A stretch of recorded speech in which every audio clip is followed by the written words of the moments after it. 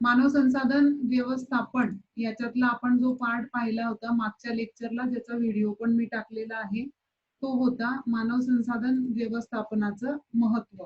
बऱ्याचदा विचारलेला जाणारा क्वेश्चन आहे. मी सांगितलं होतं तुम्ही नोट्स काढल्या असतील या अपेक्षेत मी आहे. त्यानंतर आपण बघणार आहोत मानव संसाधन व्यवस्थापनाचे आणि कर्मचारी व्यवस्थापन या दोघांमधला फरक. मानव संसाधन व्यवस्थापन आणि कर्मचारी व्यवस्थापन या दोघांमधला फरक आपण बघणार आहोत. तर कर्मचारी व्यवस्थापन म्हणजे काय? तर माझ्याकडे काम करणारी लोक, माझ्याकडे काम करणारं मनुष्यबळ एवढंच कर्मचारी व्यवस्थापनामध्ये समावेशित असतं. आणि मानव संसाधन व्यवस्थापन म्हणजे काय? माझ्याकडे काम करणारे लोक तर आहेतच, परंतु त्यांच्या भाव, भावना, विचार, कौशल्य, ज्ञान, क्षमता, हुशारी याचा विचार मानव संसाधन व्यवस्थापनामध्ये केला जातो. मानव संसाधन व्यवस्थापनाची व्याप्ती खूप मोठी आहे, त्याचा ब्रॉड व्ह्यू आहे. कर्मचारी व्यवस्थापन हे छोट्या पातळीवर अनुभवलं जातं. मानव संसाधन व्यवस्थापन साधारणतः कर्मचाऱ्यांचं कल्याण, समाजाचं कल्याण, व्यवसायाचं कल्याण याच्यामध्ये विचार केला जातो. आणि याच्यामध्ये कर्मचारी व्यवस्थापनामध्ये पर्सोनल मॅनेजमेंट त्याला म्हणतात. कर्मचारी हा काम करणारा एक घटक आहे, तो माझा खर्च आहे. कर्मचारीवर जे कमीत कमी खर्च करावा अशी कर्मचारी व्यवस्थापनाची भूमिका असते. मात्र मानव संसाधन व्यवस्थापनामध्ये कर्मचाऱ्यांचं कल्याण तर करायचंच, त्यांचा जास्तीत जास्त वापर पण करायचा, व्यवसायाचा पण वापर करून घ्यायचा आणि समन्वय आणि सामंजस्य त्याच्यामध्ये करायचं, अशा पद्धतीची त्यांची भूमिका असते. म्हणून मानव संसाधन व्यवस्थापन ही एक ब्रॉड संकल्पना आहे आणि कर्मचारी व्यवस्थापन ही त्याच्यातली एक छोटी संकल्पना आपण मानू शकतो. तर त्याचा प्रत्यक्ष जर फरक बघायचा झाला तर कर्मचारी व्यवस्थापन म्हणजे काय? तर कर्मचारी व्यवस्थापन म्हणजे माझ्याकडे काम करणाऱ्या व्यक्ती किंवा व्यक्तींचा समूह, काम करणारी लोक त्याला म्हटलं जातं. त्यांचं केलेलं व्यवस्थापन म्हणजे कर्मचारी व्यवस्थापन. म्हणजे काम करणाऱ्या लोकांना काय समजलं जातं? त्यांच्या केलेलं व्यवस्थापन जे असेल, मॅनेजमेंट जे असेल, त्याला कर्मचारी व्यवस्थापन म्हटलं जातं. आणि मानव संसाधन व्यवस्थापन म्हणजे काय? त्या लोकांकडनं, त्या समूहाकडनं त्यांच्या कामाचं व्यवस्थापन करायचं आहेच, पण त्यासोबत त्यांचं कौशल्य असेल, त्यांचं ज्ञान असेल, त्यांच्या क्षमता असतील, त्या व्यक्तींची हुशारी असेल, त्यांच्या भावना असतील, या सगळ्यांचं सुद्धा व्यवस्थापन केलं जातं. याच्यामध्ये फक्त कर्मचाऱ्यांचं व्यवस्थापन, त्यांच्या कामाचं व्यवस्थापन, इथे सगळंच त्यांचं ज्ञान, हुशारी, क्षमता त्याचा वापर करून, त्यांच्या भावभावनांचा विचार करून सगळ्यांचं व्यवस्थापन मानव संसाधन व्यवस्थापन. इथे म्हणजे कर्मचारी व्यवस्थापनामध्ये कर्मचाऱ्यांचा वापर हा उपक्रमाच्या फायद्यासाठी, व्यवसायाच्या फायद्यासाठी, माझ्या बिझनेसच्या इम्प्रुव्हमेंटसाठी, डेव्हलपमेंटसाठी केला जातो. तर इथे कर्मचाऱ्यांचा वापर किंवा व्यवस्थापन हे व्यवसाय, कर्मचारी, त्याचं कुटुंब, समाज या सगळ्यांच्या एकत्रित फायद्यासाठी केला जातो.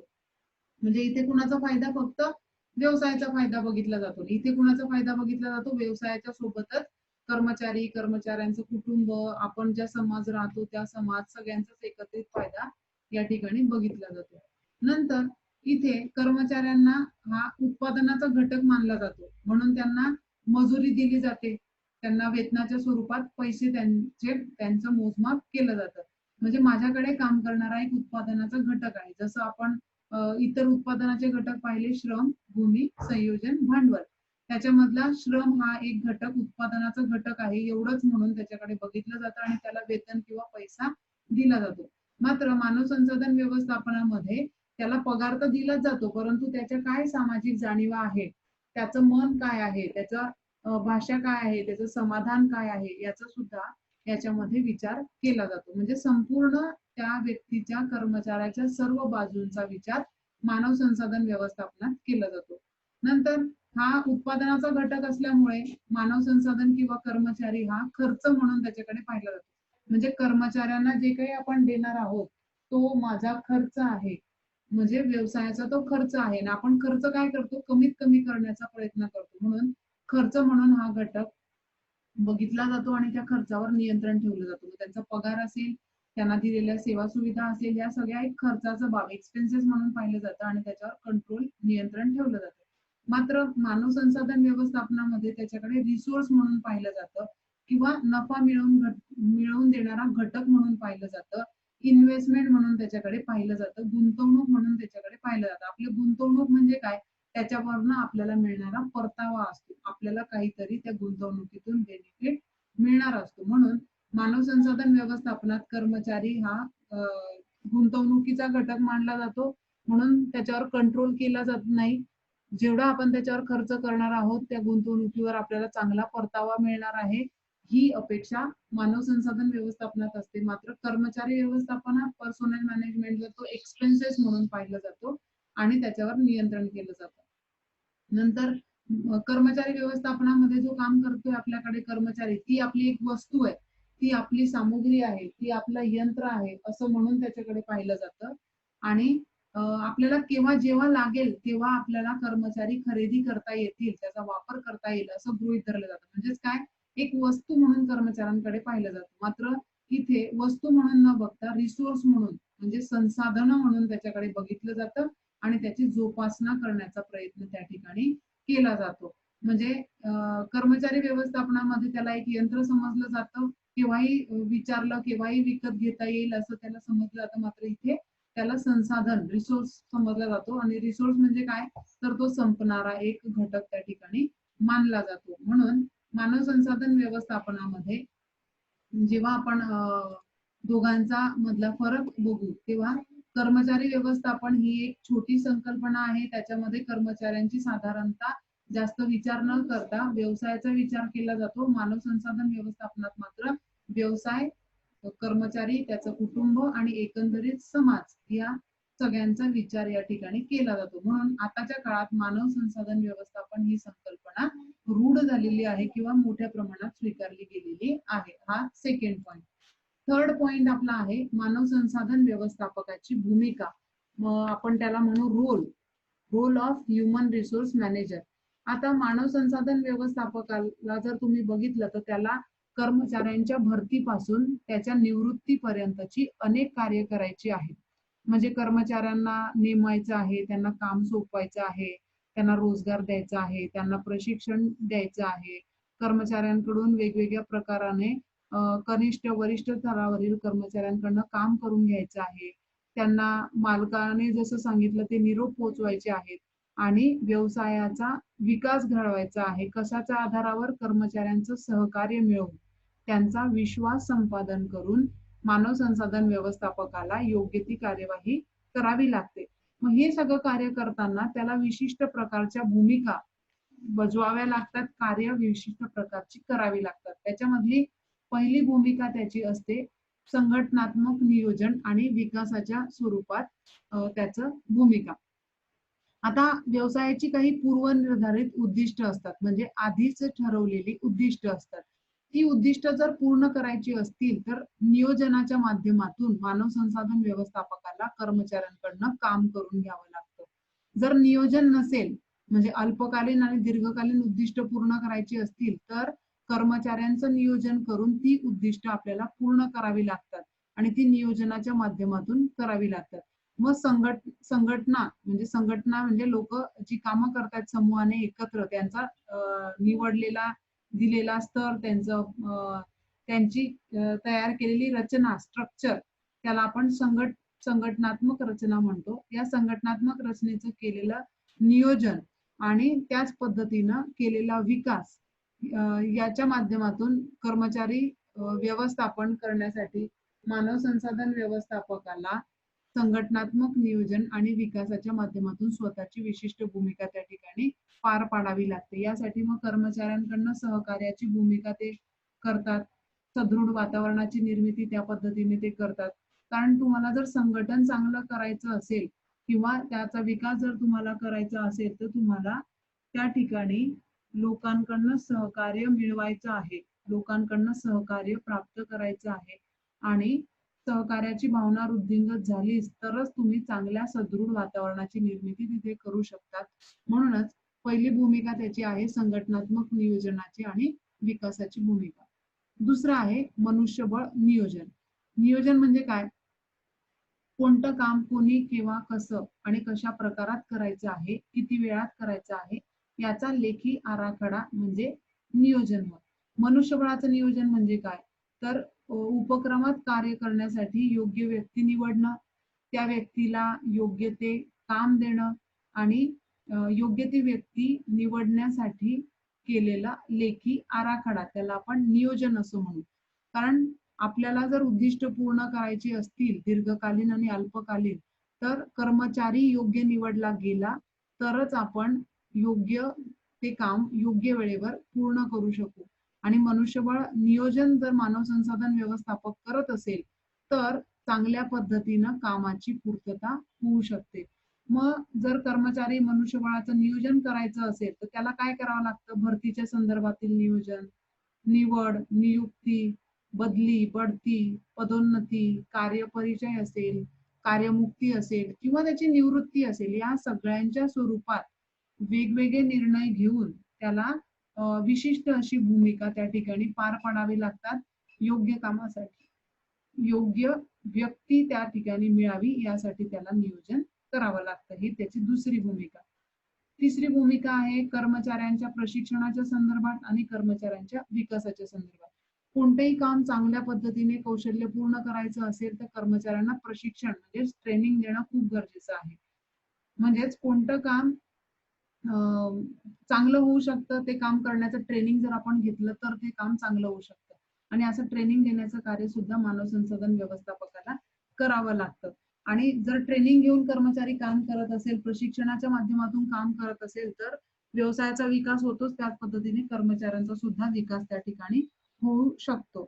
मग प्रशिक्षणाचं आयोजन करणं, त्याचं नियोजन करणं, प्रशिक्षण योग्य चालत आहे किंवा नाही त्याचा विचार करणं, त्या प्रशिक्षणाचं मूल्यांकन करणं, प्रशिक्षणाचा कार्यक्रम तयार करणं, लोकांना तिथपर्यंत पोहोचवणं, तज्ञ लोकांचं मार्गदर्शन घेणं, अधिकारी त्या ठिकाणी बोलवणं, त्यातून जे कर्मचारी प्रशिक्षित झाले त्यांचा बढतीचा विचार करणं, या स्वरूपात मानव संसाधन व्यवस्थापकाला विशिष्ट अशी भूमिका पार पाडावी लागते. ही त्याची तिसरी भूमिका आहे, हा त्याचा तिसरा रोल आहे. चौथा आहे मजुरी आणि वेतन व्यवस्थापन करणं. आता मजुरी आणि वेतन, कर्मचारी कशासाठी काम करतात? तर कर्मचारी पैसे मिळावेत याच्यासाठी काम करतात. त्यांनी केलेल्या कामाचं योग्य ते मानधन त्यांना मिळावं एवढीच त्यांची अपेक्षा असते. मग हे काम कोण करतं? तर त्या संदर्भात मानव संसाधन व्यवस्थापकाला विशिष्ट भूमिका पार पाडावी लागते. म्हणजे कर्मचारी जे काम करत आहेत ते कसं करत आहेत आणि त्यांनी केलेल्या कामाचं त्यांना योग्य मोबदला, मजुरी, वेतन मिळत आहे किंवा नाही हे सुद्धा त्याला बघावं लागतं. त्या पद्धतीच्या वेगवेगळ्या पद्धती त्याला त्या ठिकाणी राबवाव्या लागतात. कर्मचाऱ्यांना काम करण्यासाठी प्रेरणा द्याव्या लागतात. मग ते मजुरी आणि वेतनाच्या स्वरूपात सुद्धा आर्थिक स्वरूपात प्रेरणा दिल्या जातात. म्हणून मजुरी, वेतन जास्तीत जास्त त्यांना मिळवून देणं, त्यांना समाधान प्राप्त करून देणं, त्याचप्रकारे वेतन आणि मजुरीच्या आधारावर त्यांच्याकडनं काम करून घेणं या संदर्भातली त्याची विशिष्ट भूमिका असते. नंतर आहे कर्मचारी सेवा.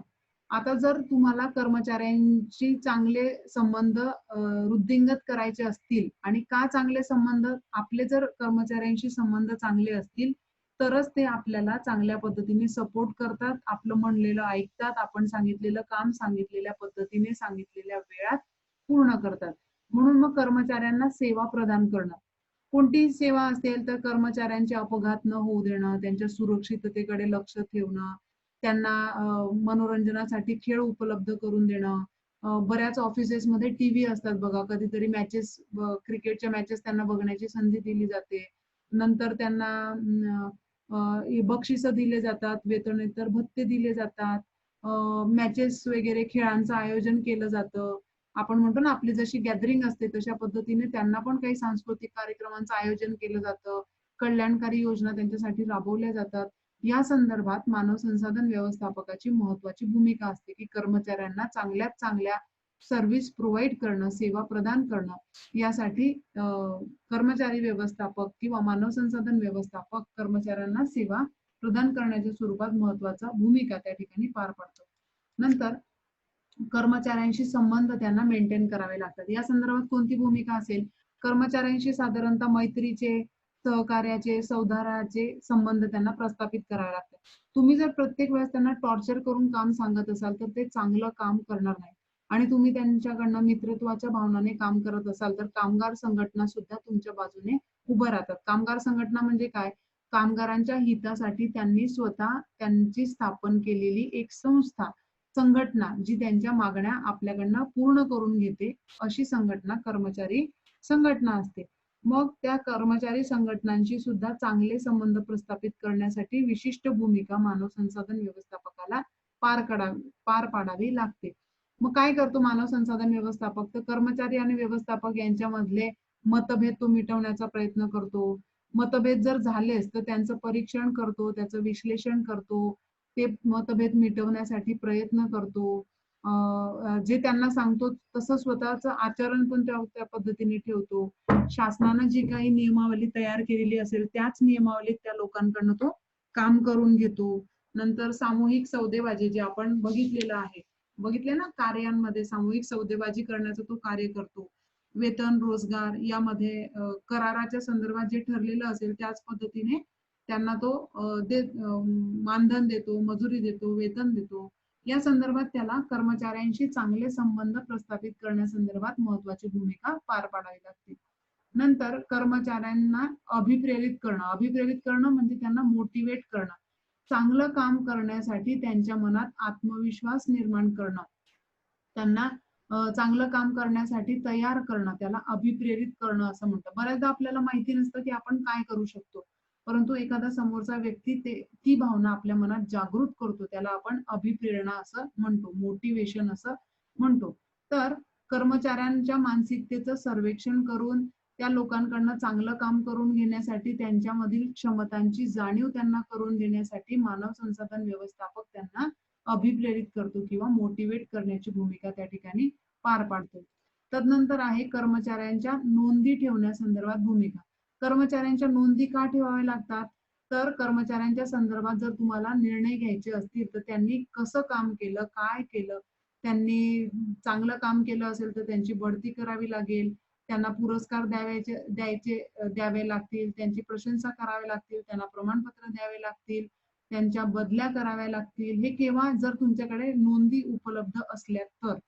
म्हणून जो एखादा व्यक्ती चुकत असेल तर त्याला दंड करणं, त्याला शिक्षा देणं, त्याला त्याचं आपण म्हणू पदावनती करणं, म्हणजे प्रमोशन असतं तसं डिमोशन असतं. वरच्या पदावर तसं कनिष्ठ पदावर सुद्धा कर्मचाऱ्याची बदली आपण करू शकतो. तर कर्मचाऱ्यांच्या नोंदी ठेवण्याच्या संदर्भात पण महत्वाची भूमिका मानव संसाधन व्यवस्थापकाला पार पाडावी लागते. कर्मचाऱ्यांचं मूल्यांकन करण्यासाठी त्यांच्या संपूर्ण नोंदी ठेवणं अत्यंत आवश्यक असतं. आणि सगळ्यात महत्वाचं आहे कर्मचाऱ्यांचं संशोधन करणं, म्हणजे रिसर्च करणं. कशासाठी संशोधन? तर कर्मचाऱ्यांचं मनोबल वाढवण्यासाठी, त्यांची आवड निवड जाणून घेण्यासाठी, त्यांच्या समस्या जाणून घेण्यासाठी, किंवा त्यांची मजुरीचे दर ठरवण्यासाठी, त्यांच्यातल्या गैरहजेरीचं प्रमाण कमी करण्यासाठी सातत्यानं त्या लोकांचं संशोधन करावं लागतं. ही माणसं अशी का वागत आहेत? संशोधनाच्या माध्यमातून आपल्याला कळतं. जेव्हा आपण रिसर्च करतो तेव्हा त्याच्यातल्या कमतरता आपल्याला कळतात आणि त्याच्यावर उपाययोजना करून आपण त्या कमी करण्याचा प्रयत्न करत असतो. म्हणून संशोधन करणं हे मानव संसाधन व्यवस्थापकाचं त्याच्यामध्ये महत्वाची भूमिका तो पार पाडत असतो. संशोधनाच्या माध्यमातून वेगवेगळे निष्कर्ष काढले जातात आणि त्या आधारावर निर्णय घेतले जातात. विविध मालकांना किंवा वरिष्ठ अधिकाऱ्यांना त्या संदर्भात, कर्मचाऱ्यांच्या संदर्भात माहिती दिली जाते आणि त्या आधारावर योग्य ते निर्णय मग कर्मचाऱ्यांच्या संदर्भात संशोधनाच्या आधारावर घेतले जातात. म्हणून वरील सर्व प्रकाराच्या माध्यमातून वेगवेगळ्या भूमिका मानव संसाधन व्यवस्थापक पार पाडतो. म्हणजे तो एक अभिकर्ता असतो, तो एक तंत्रज्ञानी असतो, तो एक समाजशास्त्राच्या माध्यमातून, मानसशास्त्राच्या माध्यमातून, एक व्यवस्थापक म्हणून आणि संघटनात्मक वर्तणूक म्हणून त्या ठिकाणी सगळा अभ्यास करून कर्मचाऱ्यांच्या किंवा संघटनेच्या क्षमता आणि विकास घडवून आणण्यासाठी वेगवेगळ्या माध्यमातून स्वतःची भूमिका पार पाडतो. साधारणतः या संदर्भात त्याला सल्लागार किंवा नियंत्रक अशा 2 महत्वाच्या भूमिका सुद्धा पार पाडाव्या लागतात. म्हणजे विशिष्ट अभिप्रेरणा द्यायची असेल तर त्याला सल्ला द्यावा लागेल सल्लागार म्हणून, आणि मार्गदर्शन सुद्धा त्याला करावं लागतं आणि नियंत्रण सुद्धा कर्मचाऱ्यांवर त्याला प्रस्थापित करावं लागतं. ह्या महत्वाच्या भूमिका मानव संसाधन व्यवस्थापकाला पार पाडाव्या लागतात. तदनंतर पुन्हा आपण जाऊया मानव संसाधन व्यवस्थापकाची गुणवैशिष्ट्ये. त्याच्या आधी एक पॉइंट तुम्ही ऍड करून घ्या. मानव संसाधन व्यवस्थापकाची ठीक आहे, गुणवैशिष्ट्ये आपण आधी करूयात. मानव संसाधन व्यवस्थापकाची गुणवैशिष्ट्ये म्हणजे जर तुम्हाला चांगला व्यवस्थापक व्हायचं असेल, कर्मचाऱ्यांकडनं चांगलं काम करून घ्यायचं असेल, तर त्याच्याकडे काही पात्रता असणं अत्यंत आवश्यक आहे किंवा काही गुणवैशिष्ट्य असणं अत्यंत आवश्यक आहे. कारण चांगला व्यवस्थापक होणं, योग्य व्यवस्थापक होणं तितकं काही सोपं नाहीये जितकं आपल्याला वाटतं. कर्मचारी वेगवेगळ्या वृत्तीचे, प्रवृत्तीचे आपल्याकडे आहेत. मालकाची ध्येय धोरणं वेगळी असतात, कर्मचाऱ्यांची समस्या वेगळी असतात, कर्मचाऱ्यांचं मानसशास्त्र वेगळं असतं, आपल्याकडे असलेला पैसा म्हणजे अर्थशास्त्र वेगळं असतं, काही राजकीय प्रकार असतात, निर्णय असतात, शासनाचे कायदे असतात. या सगळ्यांचा मेळ घालणं याच्यासाठी एक पूर्ण संपूर्ण चांगलं व्यक्तिमत्व, गुणवैशिष्ट्य असणारा व्यक्तीच त्या ठिकाणी सक्सेस होऊ शकतो. ज्याला कर्मचाऱ्यांचा स्वभाव कळतो, जो कर्मचाऱ्यांचा अभ्यास करू शकतो, मानवी व्यवहाराचं ज्याला ज्ञान आहे, मजुरीबाबत तो निर्णय घेऊ शकतो, समस्यांबाबत ज्याला ज्ञान आहे, असा चांगला व्यक्ती चांगला व्यवस्थापक होऊ शकतो. मग साधारणतः जर तुम्हाला चांगला व्यवस्थापक, मानव संसाधन व्यवस्थापक बनायचं असेल, तर तुमच्यामध्ये कोणते गुण असले पाहिजे? तर तुमचं व्यक्तिमत्व किंवा तुमचे व्यक्तिगत गुण त्यामध्ये सर्वात महत्वाचा आहे. तो व्यक्ती जो असेल, तो पुढाकार घेणारा असावा, अधिक माहिती असणारा असावा, अधिक कार्यक्षम असावा, अधिक सक्षम असावा, तसंच तो विश्लेषक असावा. म्हणजे कोणतीही गोष्ट का घडते आहे, त्याचं विश्लेषण त्याला करता आलं पाहिजे. त्याच्याकडे बौद्धिक कौशल्य असलं पाहिजे, त्याच्याकडे संभाषण चातुर्य असलं पाहिजे, मध्यस्थी त्याला करता आली पाहिजे, त्याचं भाषेवर प्रभुत्व असलं पाहिजे, त्याला शिकण्याची आवड असली पाहिजे, त्याच पद्धतीने त्याला शिकवण्याची सुद्धा आवड असली पाहिजे, त्याला मानवी व्यवहार कौशल्य असलं पाहिजे. हे सगळे काय आहे? व्यक्तिगत गुण आहे. माझे स्वतःचं व्यक्तिमत्व, माझं स्वतःचे व्यक्तिगत गुण आहे, जे मी स्वतः निर्माण करू शकते. असे गुण व्यवस्थापकाकडे असले पाहिजे. कोणते कोणते? तर त्याचं बौद्धिक कौशल्य, संभाषण चातुर्य, लोकांशी बोलता आलं पाहिजे त्याला, त्याला मध्यस्थी करता आली पाहिजे. दोन लोकांमध्ये जर वाद असतील, भांडणं असतील, तर ते त्याला सोडवता आले पाहिजे. तो स्वतः नेहमी विद्यार्थी असला पाहिजे, म्हणजे शिकण्यासाठी तयार असला पाहिजे आणि त्याच्याकडे जे आहे ते त्यांना दुसऱ्याला शिकवता आलं पाहिजे. हे त्याचे व्यक्तिगत गुण त्या मानव संसाधन व्यवस्थापकाकडे असणं अत्यंत गरजेचं आहे. नंतर आहे त्या व्यक्तीचा आत्मविश्वास, म्हणजेच काय? Self confidence. कोणतंही काम करताना जर तुमच्याकडे हा गुण असला तर तुम्ही यशस्वी होऊ शकतात. इम्पॉसिबल को भी आप पॉसिबल बना सकते हो if you have your confidence. जर तुमच्याकडे नसेल तर तुम्ही होणारी गोष्ट सुद्धा आपल्याकडनं बऱ्याचदा होत नाही. म्हणून आत्मविश्वास खूप गरजेचा असतो. एखादं काम जिद्दीनं किंवा ठामपणे करण्याचा तुमचा स्वतःवरचा विश्वास हा तुम्हाला पुढे नेण्यासाठी कारणीभूत असतो. कोणतीही स्थिती असेल तर न गोंधळता, न घाबरता, न मागे जाता, संकटावर मात करून आत्मविश्वासाच्या बळावर आपण चांगले निर्णय घेऊन योग्य त्या स्थितीमध्ये पुन्हा परत जाऊ शकतो. हा आत्मविश्वास प्रत्येक मानव संसाधन व्यवस्थापकाकडे असावा. त्यानंतर त्याचं शिक्षण असावं. आता शिक्षण काय असावं? तर त्याची पदवी असावी. कोणती? तुम्ही म्हणाल MBA असायला पाहिजे ना. MBA मध्ये मग त्याने मॅनेजमेंटचं शिक्षण तो घेईल आणि मग मानव संसाधन व्यवस्थापक त्या चांगल्या पद्धतीने तो होऊ शकतो. कायद्याचं त्याला ज्ञान असलं पाहिजे. शिक्षणाच्या स्वरूपात त्याने काही डिग्री घेतली पाहिजे. त्याचप्रमाणे इतर कोर्सेस करून सुद्धा तो स्वतःला डेव्हलप करू शकतो. नंतर आहे दूरदृष्टी. दूरदृष्टी म्हणजे आपण म्हणू की भविष्याचा अंदाज घेण्याची त्याची प्रवृत्ती असली पाहिजे.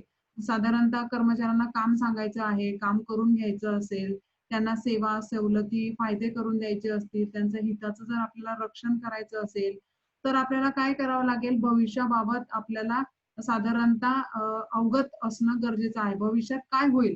त्यानुसार मी माझ्या वर्तमानात निर्णय घेता मला आले पाहिजे. म्हणजेच भविष्याचा अंदाज मला बांधता आला पाहिजे. त्यानुसार मी ध्येय धोरणं ठरवून वर्तमान काळात माझ्या पद्धतीने मी दूरदृष्टी ठेवून चांगल्या पद्धतीने निर्णय घेऊ शकणारा तो मानव संसाधन व्यवस्थापक असला पाहिजे. म्हणजेच त्याच्याकडे दूरदृष्टी असली पाहिजे.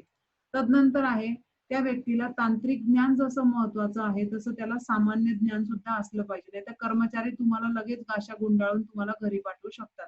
एखादं मशीन ते स्वतः बंद करून ठेवतील आणि आपल्याला म्हणतील की मशीन खराब झालेलं आहे.